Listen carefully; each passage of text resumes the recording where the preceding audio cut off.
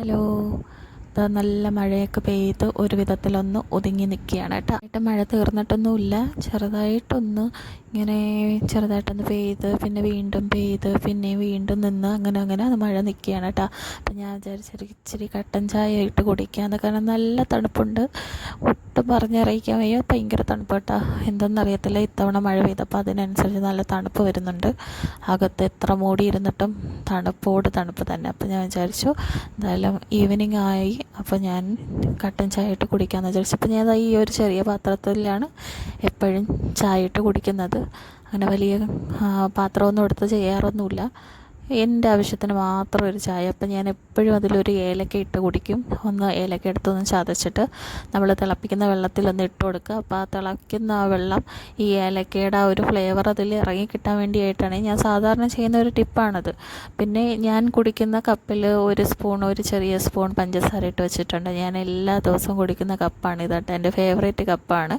അപ്പോൾ അത് ആ ചായപ്പൊടി എടുത്തിട്ടുണ്ട്. അപ്പോൾ വെള്ളം തിളച്ചുകൊണ്ടിരിക്കുന്നു, ഏലക്ക അതിൽ ഇതായിട്ടുണ്ട്. അപ്പോൾ അതിലേക്ക് നമ്മൾ പൊടി ഇട്ട് കൊടുക്കുക. ഞാൻ കടുപ്പത്തിലാണ് ചായ കുടിക്കാറുള്ളത്, കട്ടൻ ചായ. പാൽ ചായ ഞാൻ അധികം കുടിക്കാറില്ല. അപ്പം കട്ടൻ ചായക്കുള്ള പൊടി ഇട്ടുകൊടുത്തു, ചായപ്പൊടി ഇട്ടെടുത്ത് നന്നായിട്ടൊന്ന് ഇനി തിളപ്പിക്കണം.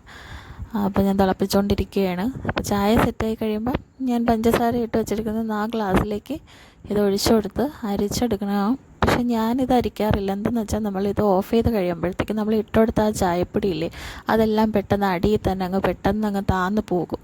അരിക്കേണ്ട. പിന്നെ എല്ലാവരും ചായ ഇട്ട് കഴിയുമ്പോഴത്തേക്ക് അരിക്കാറുണ്ട്. അപ്പം ചെയ്യുന്നവർക്ക് അങ്ങനെ ചെയ്യും. ഞാനും ഇത് പെട്ടെന്നൊന്ന് തട്ടിക്കൂട്ടി അങ്ങ് ചെയ്യുന്നതേ ഉള്ളൂ. അപ്പം എൻ്റെ കപ്പും എൻ്റെ ചായയും ഇവിടെ റെഡിയായിട്ട് ഇരിപ്പുണ്ട്. അപ്പം ഞാനിനി ഒഴിച്ചു കൊടുക്കുകയാണ്. ഒഴിച്ചു കൊടുത്തിട്ടൊന്ന് സ്പൂൺ വെച്ചൊന്ന് മിക്സ് ചെയ്ത് കൊടുക്കുന്നുണ്ട്, ആ പഞ്ചസാര ഒന്ന് അലിഞ്ഞിട്ടാൻ വേണ്ടിയിട്ടാണ്.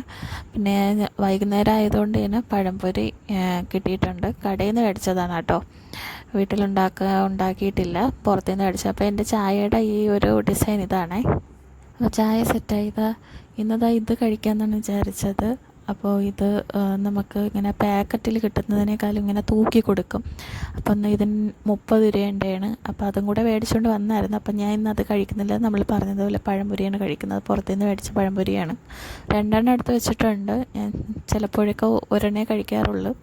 ഇതിപ്പം എന്തായാലും വീഡിയോ എടുക്കണമല്ലേ, 2 ഇരുന്നോട്ടെ എന്ന് വെച്ചതാണ്. ഇത് അതിൻ്റെ കൂടെ തന്നെ ഞെട്ട നമ്മുടെ കട്ടൻ ചായ റെഡി ആയിട്ടുണ്ട്. അപ്പോൾ ഇന്ന് ഈ ഒരു തണുപ്പത്ത് കഴിക്കാനായിട്ട് പഴംപൊരിയും ചായയും.